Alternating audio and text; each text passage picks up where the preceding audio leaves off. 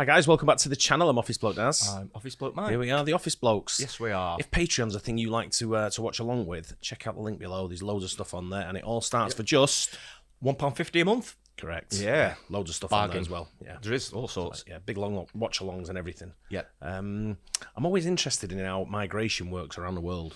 It's a big thing these days, isn't Well, it? I've been a migrant for half my life. Yeah. And now That's my kids, you have, really, my kids yeah. are kind of like migrants now because they Yeah. weren't born in England. Yeah. You know, so it's so true, I always sort of like turn an eye to it and sort of like see what's going on. And I've always been very well behaved wherever I've gone around the world. I find that hard to believe. No, I have. I've never been arrested. Well, I have, but not on anything major. They've tried. Yeah. But I've always sort of like I've always tried to embrace the culture of a Yeah, of a country. I know you think you're into that, aren't you? Yeah, Sort I'm of get into into that, what the yeah. locals do and the sayings, you know, this, that, and the other. Live like they do is what I always say. Yeah, You know, try and it's- integrate a bit, sort of thing. And I think that's appreciated by local people as well, isn't it? Yeah. You know, if you make an effort and You can't expect to go somewhere and sort of like start installing your beliefs and the way you are and all that kind of stuff because people just turn their nose up at it. Yeah, You've got to exactly, you know embrace the local culture and be a part of the community. get into it. Yeah, I think it is appreciated. That. So it says here it begins migrants' turn on New York City. I don't know what this is about, but it's is it cash or Kosh report or something we watched last week? Yeah. About the squatters. Oh, So I that's quite, right. quite enjoyed the channel. Yeah. So let's get into it. See what it's about. Today, hundreds of migrants showed up at City Hall demanding better treatment. They say they just want a job and basic shelter. And Chopper 2 was overhead this afternoon, showing the large group outside City Hall just how many people this issue is impacting. The steps of City Hall. So asylum seekers are figuring out that the country's largest sanctuary city may not actually care if they achieve the American dream, and they're not happy about it. Now, this group started to form about at 9:30 this morning. All of them out here protesting the city and how they say it's handling migrants. They are young guys. Look at them. They are 19 years, 20 years. They are ready to war. I'm very upset about it because I was not thinking it would be like this because of lack of shelter, lack of job.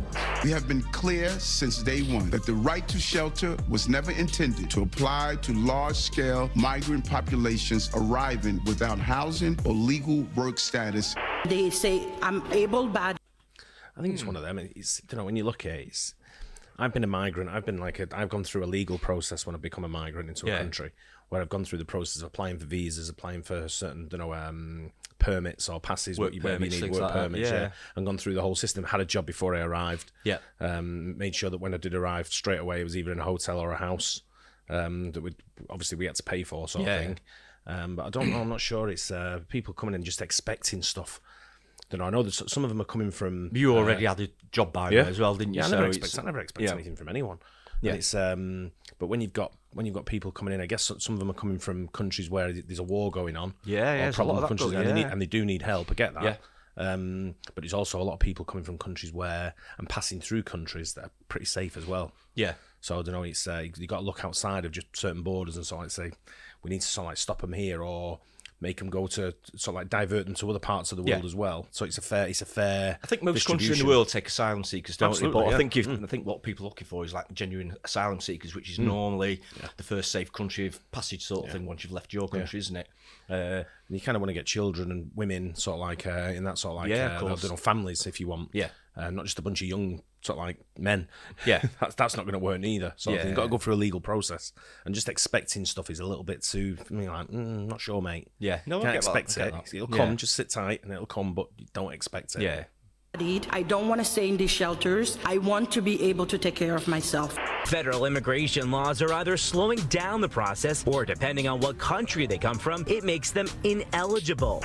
The White House has repeatedly said that the solution to this crisis lies with Congress, but it's unlikely that Democrats and Republicans would be able to come together on a bipartisan agreement to make real policy changes. Migrants from countries including Senegal, Mauritania, and Haiti speak French or their native language, and that makes everything more difficult.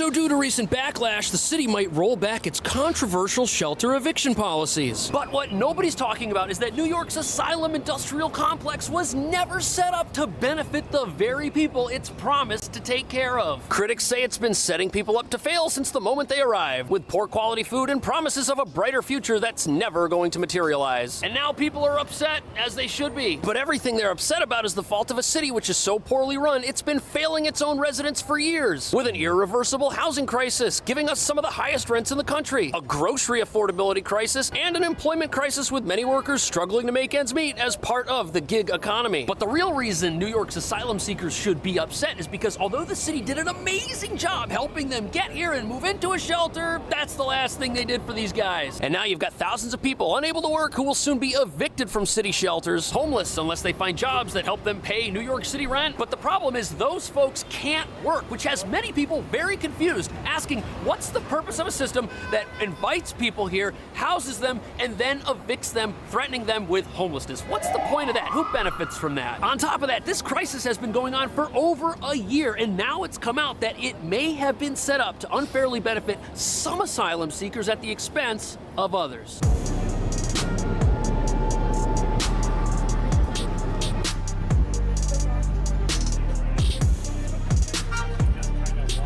So here we are underneath the scaffolding at the base of one of New York City's nicest shelters, the Row Hotel, a former luxury hotel right here in Midtown Manhattan. But that two-tier asylum process that may exist, well, shelters like this and the Roosevelt Hotel, its sister shelter, these are reserved only for families. And a lot of the single men who can't get jobs right now don't have a family. But these shelters have been run this way since the very beginning of this crisis over a year ago. And although the city's tried to do its best for everybody in its care, because the accommodations are so much better for families that have children, it almost looks like the city is trying to disincentivize single folks from coming here while still inviting them to come here. Every migrant we spoke with has something in common. They want to work. Right now, they're trying to cut through all the red tape that's stopping them, asking local leaders to put pressure on Washington, D.C. to make a change. Now, I just have a question about, when he's talking about from Senegal and Mauritania.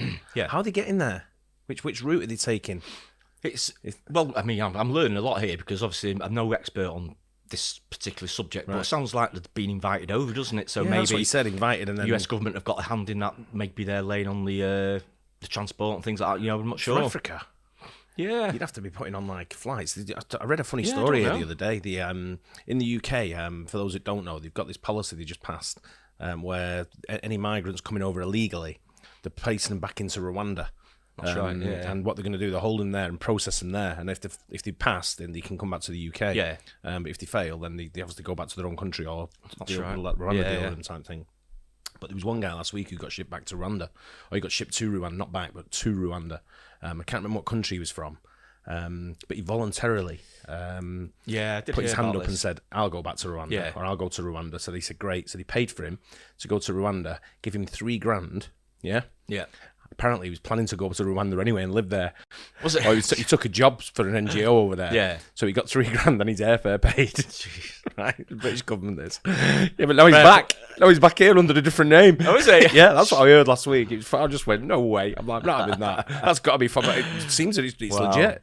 Wow. Yeah. That's crazy. I know. Really is. But I just wondered how Senegalese and Mauritanians are getting there. Yeah, I'm not sure. What route they're taking to get into the USA. But to be fair, it does sound like they're being invited over, then put into holding places and that, and then they're sort of like being discriminated against, especially the younger single people because of thing. they're when you think about it, if you're 18, 19 living in Senegal and you're not happy about the way it is and you see an opportunity to go and live in New York City, you're going to take it. You're going to be like, I'll have a piece of that. Let's get something right. Every country needs migrants as well for work and things like that. Because if we didn't have migrants, we'd be absolutely screwed, wouldn't we? Because they do jobs that a lot of people don't want to do. So there's absolutely nothing wrong with that. I think it's just the illegal ones, isn't it, that they're trying to sort of wheel out. But just I don't know. I'm just like I say, I'm just learning about this as I go along, really. So I know there's an issue with it because I think what they're doing is people are coming across the southern border, like Mexico into the USA. I think Texas was one of them where they were putting them on buses and busted them up to like Chicago to New York, right? Okay, into big cities where they were just sort of like being dispersed direct, and put into the shelters there.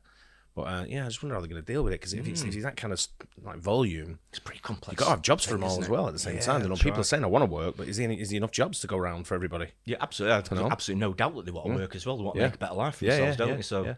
Most people know that the entire asylum situation here is a complete mess. Now, at first, it sounds like a great system. People from all over the world can come here and get a place to stay while they get back on their feet, while building new lives for themselves here in America. And regardless of whether or not you agree or disagree with how New York City's handling this, if you were living in a country like Venezuela and you wanted to flee extreme poverty, that would sound like a pretty good deal. But the truth is, it's anything but. And that's what people are starting to figure out. Because even though the city's providing the folks in its care with everything they need, food, clothing, medical treatment, a place to stay, the setup here is that people living in hotels like this, even the nice ones, have been led to believe that employment opportunities were on the horizon and that people here would be able to start working. But no, that hasn't been the case, and people came here, moved into shelters based on that belief, and now they're being told they have to leave. And that's a problem, because the shelter population right now is around 70,000 people, all of whom are totally reliant upon the city for everything, because they can't do the one thing everybody came here to do, which is to work and build a better life for themselves. And the ridiculous thing about this is that the rules stopping people from working have existed for decades, and everybody running the shelters knew it. And they didn't dissuade people from believing that they would get jobs while they moved them in. Federal immigration laws are either slowing down the process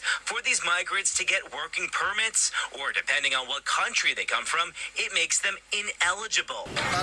So many of the people that were at this rally, they spent months coming here, thousands of dollars, and they left a lot behind that they may never be able to go back to, only to find out that it was all for nothing. This is not an endorsement or condemnation of how this is being handled, but it does help explain why people are upset. They were moved into these shelters thinking something would happen, and no one talked them out of it. Plus, at many of the city's shelters, they've got caseworkers waiting, especially at the Roosevelt Hotel Welcome Center, that help people fill out their asylum application, get their shelter placement, get their prepaid debit card. All that stuff happens very quickly, but there's one thing that takes forever, and that is the process for getting work authorization. Again, it's not something that the city controls. It can take 6 months to a year, but it doesn't for everybody. And this is where the two-tier system comes back into play, because some of the folks living in the shelters qualify for something called temporary protected status, which is a humanitarian designation from the U.S. government that greatly speeds up applications for work authorization. Temporary protected status actually applies to everyone seeking asylum who's from Venezuela because of the extreme poverty and conditions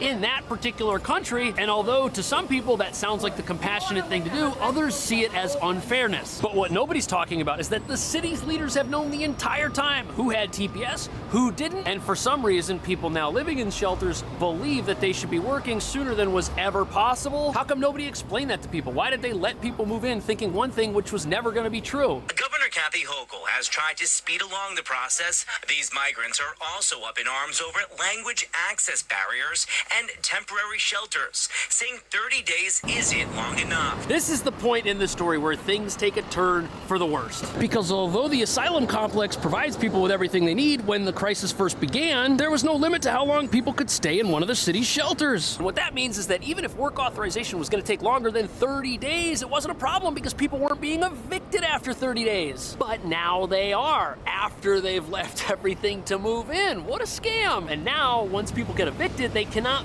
reapply for shelter. They are effectively homeless, and they effectively can't support themselves. Immigration critics would place the blame. Wow, 30 days not long enough. Is it? No. You need more than 30 days. Yeah.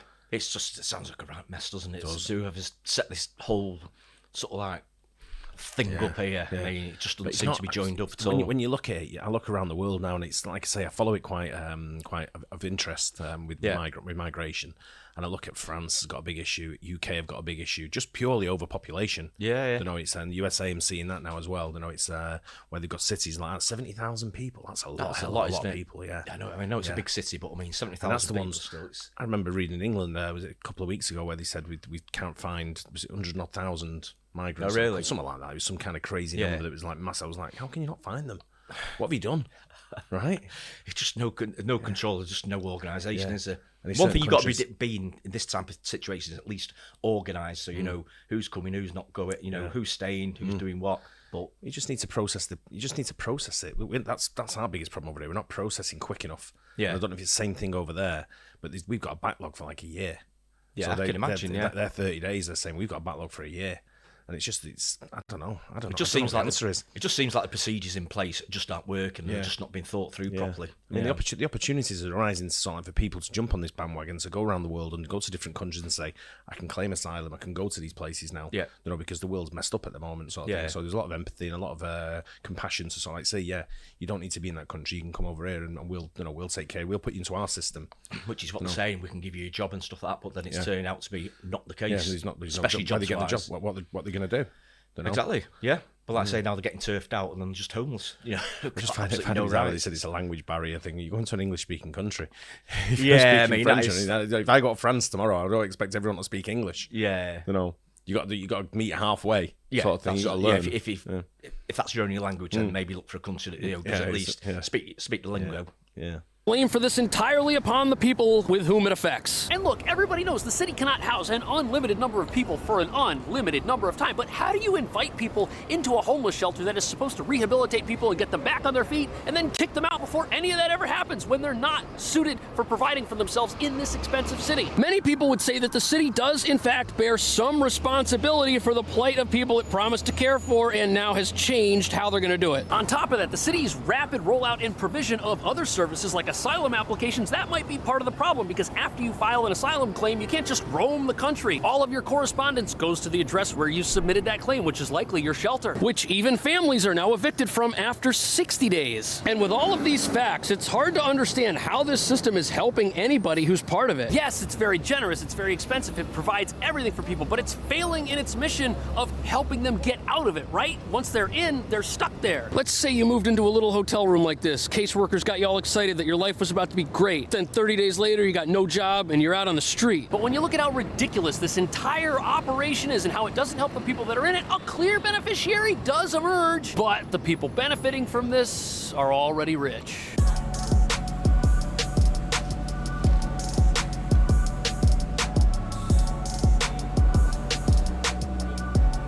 Building right here is the Candler Building. It's an 800-bed single men's shelter in Midtown down the street from the Row Hotel. And even though the people living inside the building aren't getting much out of it, the owners of the building, they're doing pretty well. And believe it or not, the city is spending around $400 a night caring for every single person who lives inside. Plus, they pay millions of dollars to rent this building and use it as a shelter. The city, state, legal aid, and coalition for the homeless all reached an agreement that will limit how many newly arriving single adult migrants can reapply for a shelter bed after their 30-day shelter limit is up. So when the single adult evictions first started happening, at places like this, there were people who'd been living here for over a year and had to go. Just go, leave, go, we don't care where. Now, predictably, the city's offer of right to shelter is why facilities like this filled up pretty much immediately. And once the shelters were full, we came to a point where the city's laws prevented it from making a decision. For example, when a hotel fills up,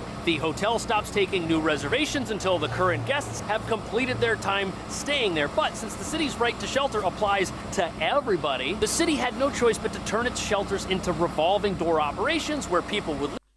We have the same over here, don't we, with the hotels? You just think... I know the Britannia Hotel, the one that was in Hale around the corner. Yeah, that was open to migrants. It was right. closed to the public and open to migrants. Yeah, but he knew what was coming, so he closed it down.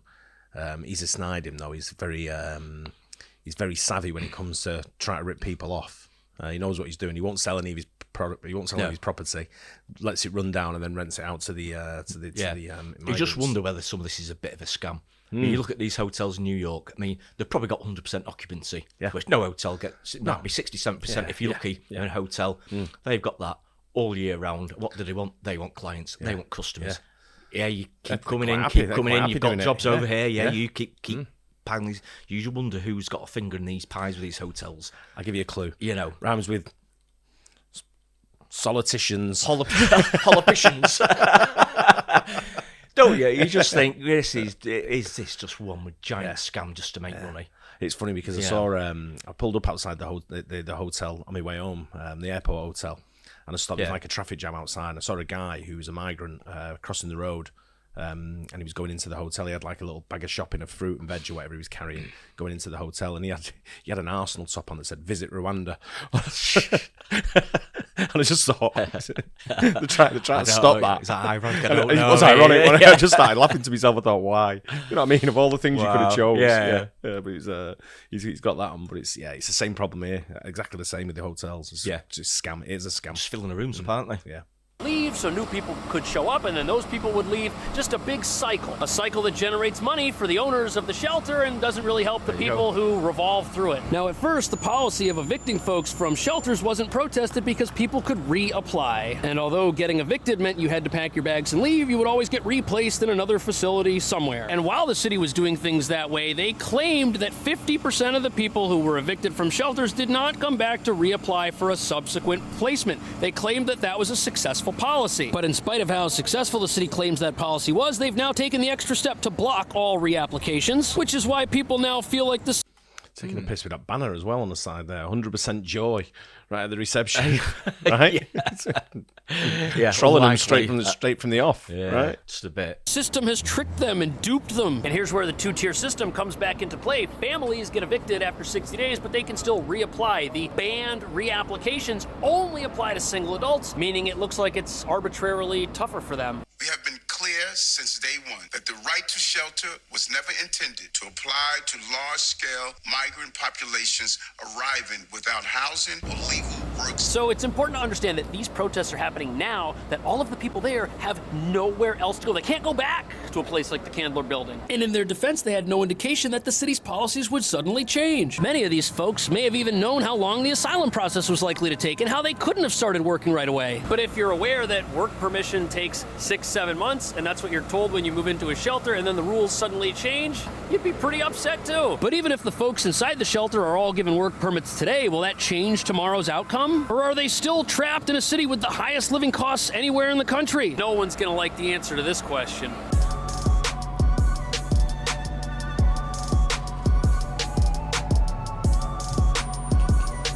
So here we have a plethora of e-vehicles, all of which can be used for the one job that is the easiest to get, the most readily available for most asylum seekers, and that is a delivery job. At least that was the case up until some recent changes made by the city made it harder for people to do this job. Well, it's supposed to be a big win for delivery workers in New York City. But a new law requiring that they be paid a certain wage has come with some unintended consequences, one of them being that they actually earn fewer tips. All right, Fox 5, just... So these new minimum wage laws, they've now put the entire delivery workforce in jeopardy because now that there's a minimum wage, there is no longer a maximum amount of work. And this is particularly bad news for folks who may not qualify for a job at Goldman Sachs or the New York Times. Now, on paper, the idea of a minimum guaranteed wage for delivery riders sounds great. It sounds like it'll prevent people from being exploited. But look at this. Uber made specific changes to how their service works specifically for New York City. And it says right here, because of the new rules, we have to limit the number of couriers who can be online each hour of the day. And now, instead of anyone being able to just log on and immediately qualify to get work, they have a new scheduling system where you have to reserve the days that you're willing to work ahead of time, and preference is going to go to people who have prior successful experience, which means if you're new in town, you just got here, and now you're just getting evicted from your shelter, and you want to try to start working, even with work permission, it's going to be very hard for you to start climbing one of the only economic ladders that's available. Critics of this policy change say Uber is being greedy, but the company says that increasing the wages for delivery workers doesn't change the number of delivery orders they get every single day, which essentially means that although the city can mandate an hourly wage for delivery workers, they cannot mandate a specific number of delivery orders be placed every single day. And an economist would say that whenever you set a price floor for something, you limit the total number of people that can be employed in that system. On top of that, this new wage law has another unintended consequence for the asylum seekers. And unfortunately, it's also not a positive one. Migrants from countries including Senegal, Mauritania, and Haiti, for example, speak French or their native language, and that makes everything more difficult. Stephanie Birch. Now we come to the real issue that nobody wants to talk about. Language barriers are a huge obstacle to people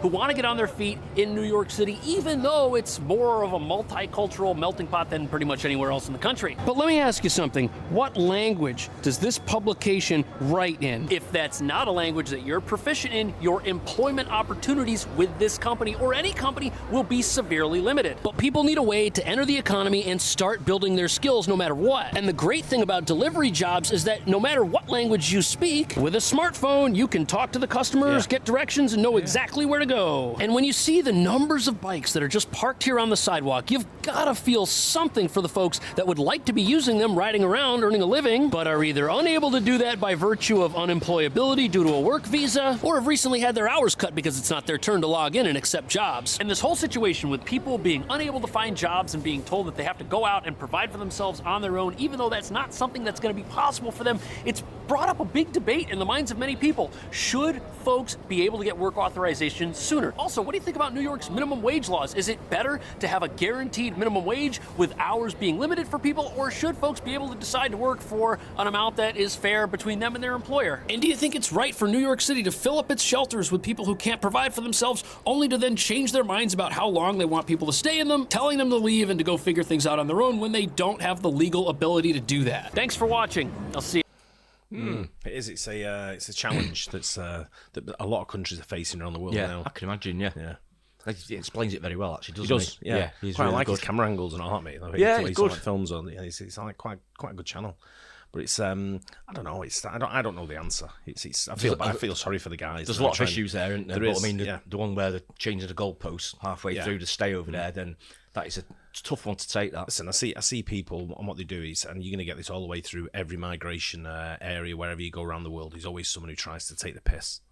And that's them few bad people spoil it for the rest of the people. Absolutely, There's people who genuine need around the world. Absolutely, and nobody minds that at all. If genuine asylum seekers in genuine peril, and but even migrant workers, absolutely, even migrants, it's like I said, I've been a migrant for half my life. So it's one of them where you just again, all countries need them. Don't everyone needs them? There's absolutely nothing wrong with that as long as it go through the proper process and everything. But it just sounds like the process there is broken at the moment. It's just not working properly. That's a lot of people to process. 70,000 people, sort of thing, and more coming in by the day. Still coming in all the time. Coming in by the day, won't they? And it's just, I don't know. It's a tough one to sort of challenge, because you've got people have the argument as well by saying, what about our homeless people? What about our veterans that are out of homes? Yeah, and, true. We've got migrants coming in and started, and they're getting put in a hotel. Yeah, I see that argument over here all the time, and I'm just like, because again, it is another huge problem. Is it homelessness? Huge problem. So.